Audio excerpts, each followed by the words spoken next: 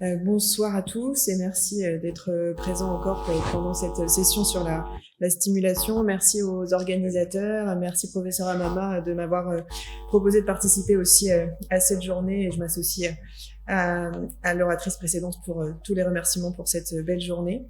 Et donc moi je dois vous parler de comment faire pour optimiser la stimulation en FIV. Alors en préparant ce topo, je me suis demandé finalement optimiser, est-ce que ça va pas se rapprocher un peu de individualisé, parce que quand on va prendre en charge nos patients pour une stimulation ovarienne en FIV, on va prendre en charge ces patientes avec l'intégration de plein d'éléments différents, comme l'âge, l'AMH bien sûr, le compte des follicules en trop, l'indice de masse corporelle, on en a déjà parlé, l'endométriose, l'adénomyose, est-ce que cette patiente a SOPK?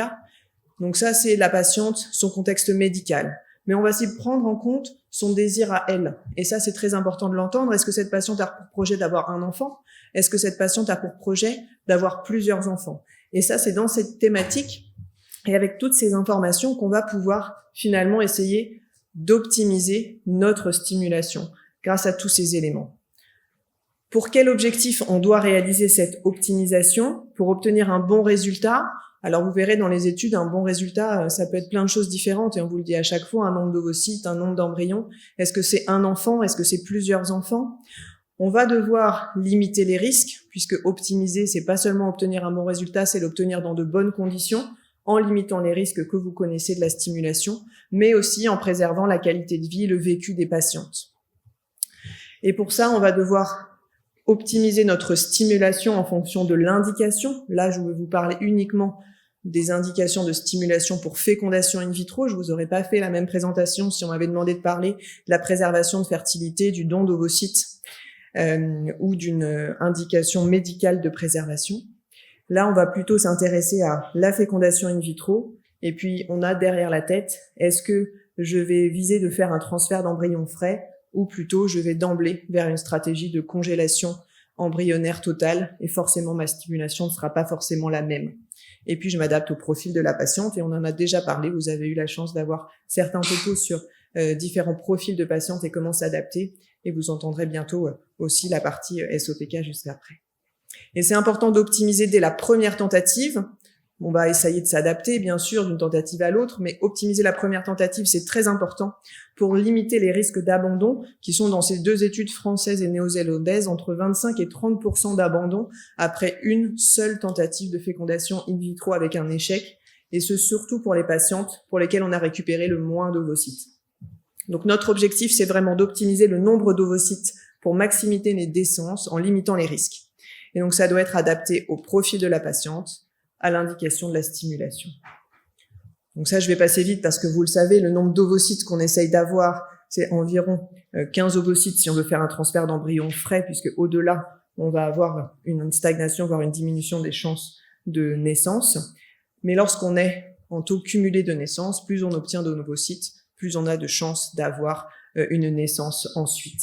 Et ceci est vrai quel que soit l'âge, plus on augmente le nombre d'ovocytes, quel que soit l'âge, plus on augmente les chances d'avoir une naissance vivante. Mais bien sûr, on augmente en regard le risque de syndrome d'hyperstimulation ovarienne, ça on le sait bien. Mais on augmente également, et ça peut-être on le sait moins bien, les autres risques qui sont liés à la ponction, puisque je vous rappelle, les risques de complications au moment de la ponction, en particulier les hémorragies au moment de la ponction, elles sont surtout chez les patientes chez lesquelles on va récupérer un nombre important d'ovocytes. Donc il y a le syndrome d'hyperstimulation, mais il y a aussi les autres complications. On a des guidelines qui existent. Bon, je ne sais pas pourquoi il y avait ça qui apparaît là. Des guidelines qui existent sur optimiser la stimulation en FIV. Ne faites pas attention à la partie de droite. Je ne sais pas pourquoi il y a ça qui est là. Il y a le guidelines de 2019 qui existe et qui est publié. Il y a en ce moment un update qui est fait, qu'on est en train de relire, qui devrait être publié courant de l'été sur les nouvelles, optimiser la stimulation et guidelines de l'EFRE qui va sortir et que j'ai pu j'ai pu y avoir accès, donc je vais vous partager certaines des conclusions qui sont déjà là. Alors, qu'est-ce qu'on peut faire pour stimuler, pour améliorer notre stimulation? Je ne vous parle pas du déclenchement, on a eu la présentation juste avant. Je ne vais pas vous parler des protocoles PPOS, des random start dont vous avez déjà entendu parler tout à l'heure par Madame Orlins. Je vais vous parler du pré-traitement et je vais vous parler des protocoles de stimulation en tant que tels. Pour ce qui est des pré-traitements, on sait qu'on peut utiliser des œstrogènes en pré-traitement pour 2 objectifs. D'abord, pour essayer de programmer notre début de stimulation et améliorer l'organisation du laboratoire. Et puis, il y en a qui ont proposé aussi ce traitement pour voir si on pouvait augmenter notre récupération ovocytaire et éventuellement nos chances de naissance. Maintenant, c'est assez clair. Chez les femmes normo-répondeuses, mais aussi chez les femmes avec baisse de réserve ovarienne ou avec un âge plus avancé, donner des œstrogènes en pré-traitement ne permet pas d'augmenter le nombre d'ovocytes ou le nombre de naissances par la suite. Donc, ce n'est pas dans cet objectif qu'on va donner des œstrogènes en pré-traitement. C'est vraiment pour programmer les cycles. Programmer les cycles, ça a un avantage, pas pour optimiser la stimulation, mais pour optimiser l'organisation au laboratoire, dont je ne vais pas parler ici, mais qui est un point essentiel pour améliorer et optimiser la prise en charge du couple au total. C'est sûr qu'avoir une activité lissée au laboratoire permet pour chaque patiente d'avoir une meilleure prise en charge au laboratoire par la suite. Il y a un autre type de pré-traitement qui existe, ce sont les œstroprogestatifs. Les œstroprogestatifs ont aussi pour objectif de lisser l'activité. En revanche, les études de la Cochrane, là en 2017, que je vous présente ici, montrent que chez les femmes normaux ou faibles répondeuses, vont avoir non pas un impact sur la réponse à la stimulation qui va être équivalente, mais peut-être une diminution du taux de grossesse en transfert frais, donc grossesse évolutive, naissance vivante en transfert frais, avec peut-être un impact endométrial de cette pilule œstroprogestative, surtout si on n'observe pas un wash-out suffisant avant le début de la stimulation. Et en effet, chez les patientes avec SOPK, il y a une publication récente, un essai randomisé contrôlé, qui montrait qu'il y avait là encore pas d'impact sur la réponse à la stimulation, puisqu'on obtenait un nombre d'ovocytes qui était équivalent qu'on ait donné ou non un pré-traitement par pilule œstroprogestative, et pas d'effet sur les taux cumulés de naissance lorsqu'on avait une stratégie sans transfert d'embryon frais. Donc les experts de l'Échereux recommandent de ne pas utiliser ce traitement de programmation en première intention, parce qu'il y a quand même des doutes sur l'efficacité lorsqu'on veut faire un transfert d'embryon frais. Si on veut faire un transfert d'embryon frais, il faut respecter un minimum de wash-out avant la stimulation d'au moins 5 jours. Mais en tout cas, il n'y a pas d'impact sur la réponse à la stimulation. Parlons un peu maintenant des protocoles de stimulation en tant que tels. Bon, là, ça aussi avait déjà été démontré par Lamblak en 2017 avec une grande méta-analyse sur la comparaison entre les protocoles agonistes et antagonistes, et confirmé dans celle de Liu en 2023. On a, quand on fait un protocole agoniste versus un protocole antagoniste, on a significativement un ovocyte en moyenne de plus lorsqu'on fait un protocole agoniste versus antagoniste. En revanche, on a beaucoup plus de risques de syndrome d'hyperstimulation ovarienne et au total, pas d'impact sur les taux de naissance vivante. Alors, on n'a pas de données sur les taux cumulés avec cet ovocyte en plus, mais les experts recommandent tout de même d'utiliser d'abord un protocole antagoniste en première intention parce que les résultats sont bons et qu'on a une diminution vraiment importante des risques de syndrome d'hyperstimulation ovarienne chez les normaux ou chez les hyperrépondeuses. Par contre, chez les mauvaises répondeuses, on peut utiliser l'un ou l'autre de ces protocoles de façon équivalente. En ce qui concerne le type de gonadotrophine, vous savez qu'il existe énormément de différents types de gonadotrophine, avec des procédés de fabrication différents, d'origine urinaire, d'origine recombinante, certains qui présentent une activité LH ou non. Vous avez ici le résumé des différentes gonadotrophines FSH seul ou FSH plus LH qu'on peut retrouver sur le marché. Alors je sais qu'ici vous n'avez pas tous ceux qui sont ici, mais ceux qui sont dans la littérature sont représentés sur cette diapositive. Et on sait que tous ne sont pas forcément comparables. Lorsqu'on compare les résultats de la FSH recombinante versus HMG, ça avait été montré il y a de nombreuses années dans l'étude Merit qui a été publiée en 2006, on arrivait à récupérer plus d'ovocytes, en moyenne un ovocyte et demi en plus lorsqu'on faisait une stimulation par FSH recombinante par rapport à de l'HMG, et ça avait été confirmé dans une méta-analyse quelques années après. Donc plus d'ovocytes et plus d'embryons obtenus lorsqu'on utilise de la FSH recombinante versus une HMG. En revanche, lorsqu'on regarde les résultats, les outcomes cliniques sur les taux de grossesse et les taux de naissance, il n'y a soit pas de différence, soit une différence plutôt en faveur de l'HMG, où on aurait des taux de grossesse et de naissance qui serait meilleur avec l'HMG. Alors peut-être avec un effet endométrial, pour rejoindre ce que disait Monsieur Bosch tout à l'heure, avec l'élévation de la progestérone qui est peut-être plus importante quand on a de la FSH recombinante et qui pourrait avoir un impact sur le transfert d'embryons frais.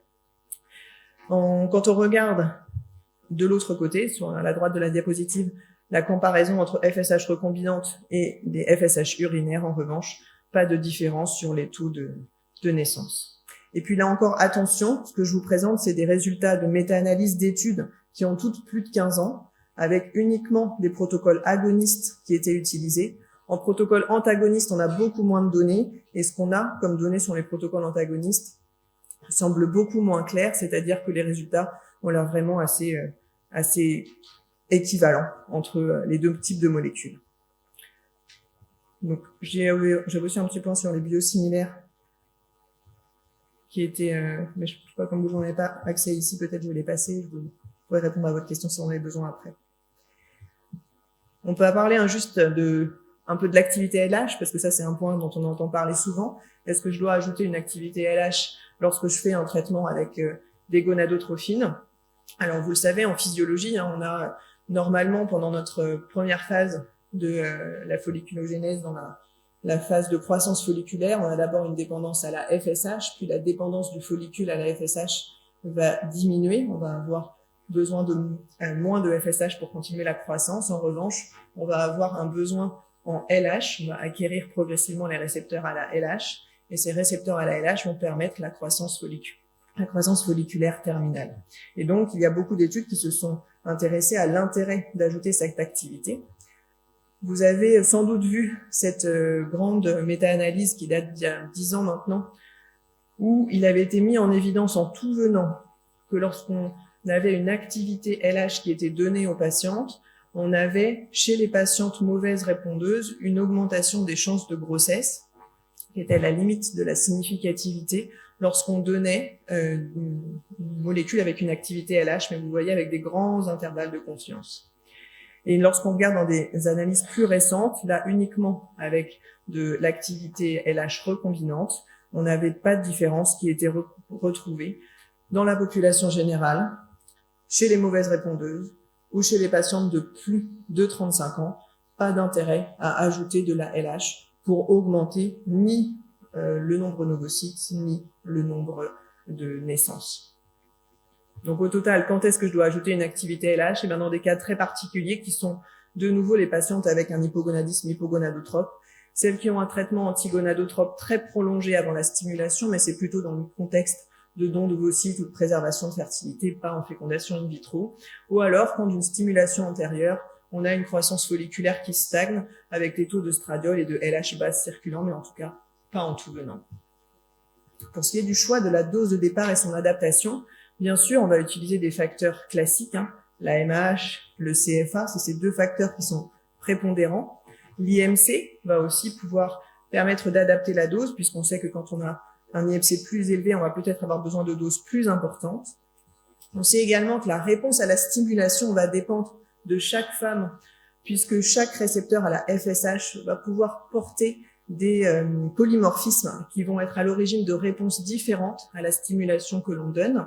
Et on sait que le génotype sérine 680 sérine du récepteur à la FSH est un génotype qui est à l'origine d'une baisse de la sensibilité à la FSH que l'on donne. Et on sait que dans les populations caucasiennes ou méditerranéennes, il y a 22% des patientes qui sont porteuses de ces polymorphismes et qui donc vont avoir besoin génétiquement, entre guillemets, de plus de doses de FSH pour avoir une réponse équivalente à la stimulation. Lorsqu'on avait comparé il y a une grande étude qui avait été publiée, Optimiste, où ils avaient adapté la dose de départ en fonction du compte des follicules initial des patients, soit pour les très faibles répondeuses, vous voyez en haut, avec des CFA très faibles, soit à 225, soit à 450 unités versus 150, et pour les fortes répondeuses, avec un CFA supérieur à 15, ils proposaient la dose de 100 unités. Et ils comparaient ensuite, dans cette grande étude, la stratégie d'individualisation de la stimulation versus une stratégie standard où les patients sont stimulés à 150 unités. Et dans cette grande étude, ils ne montraient pas de différence et pas d'intérêt globalement à l'individualisation de la dose de départ. Seulement, il y avait quand même certaines petites particularités dans des sous-groupes de patientes, les hyper-répondeuses, les mauvaises répondeuses, dont je voulais vous parler là, juste après. En effet, chez les fortes répondeuses, lorsqu'on regarde en détail cette comparaison 100 unités, 150 unités, les patientes qui avaient 150 unités avaient en effet beaucoup plus de risques d'hyperstimulation ovarienne versus 100 unités. En revanche, dans le groupe 100 unités, il y en avait presque 20% qui ont été annulés pour une insuffisance de croissance, pour une baisse de croissance, une croissance folliculaire insuffisante. Là encore, ça pouvait être pas forcément extrapolable à ce qu'on fait actuellement, puisque c'était majoritairement des protocoles agonistes et qu'on faisait un transfert frais qui était réalisé très largement, et donc avec des risques d'hyperstimulation ovarienne augmentés. Chez les normorépondeuses, les augmentations de dose et les modifications de dose ne vont pas avoir vraiment d'impact.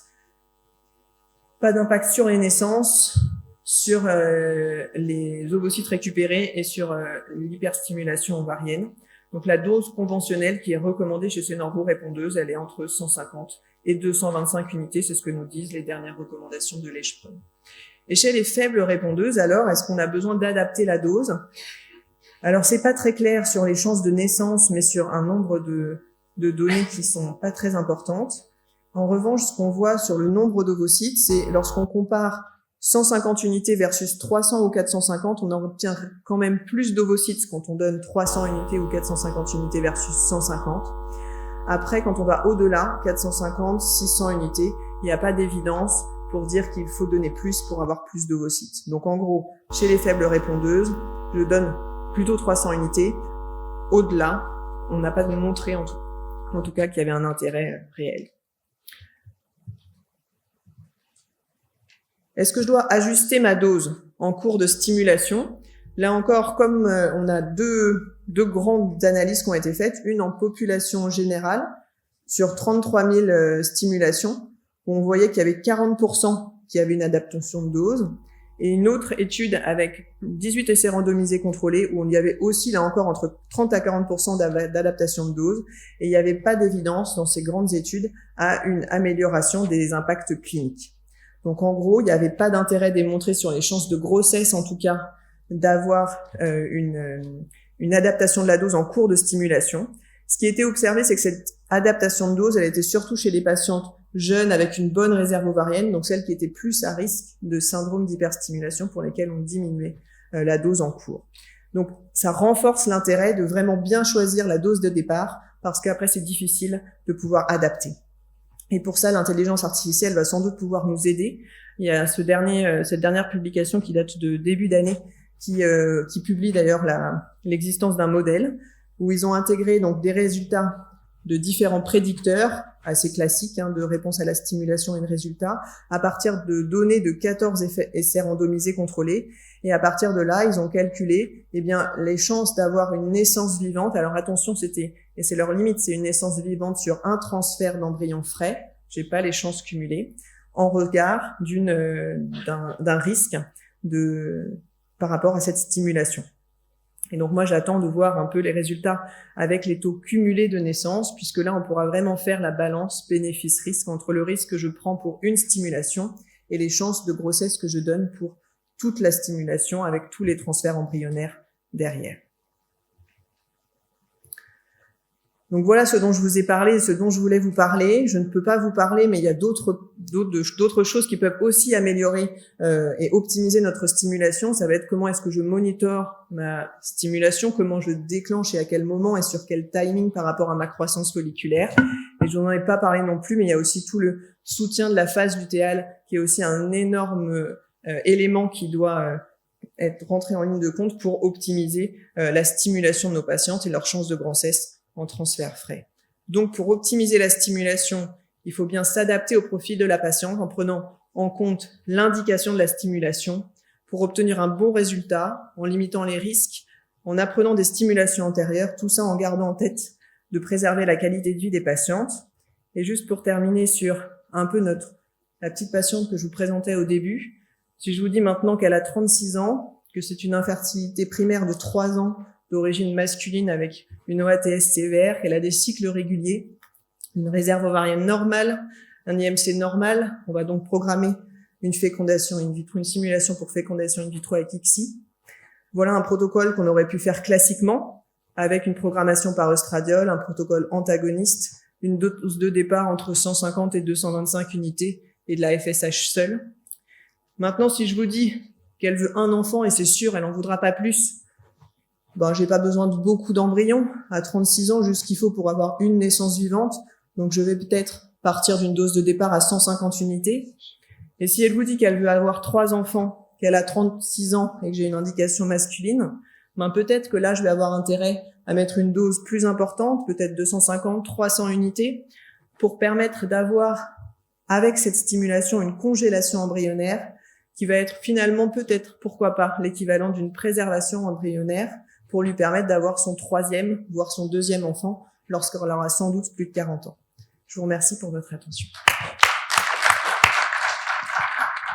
Merci beaucoup, Maëlys, pour cette brillante exposé en insistant sur vraiment les variables qui vont impacter le choix de ton protocole pour stimulation. Alors, on a le temps pour prendre 2 questions courtes, réponses courtes. Questions courtes. Merci pour votre exposé. Je voulais savoir à quelle place vous réservez au dosage de la progestérone avant l'induction.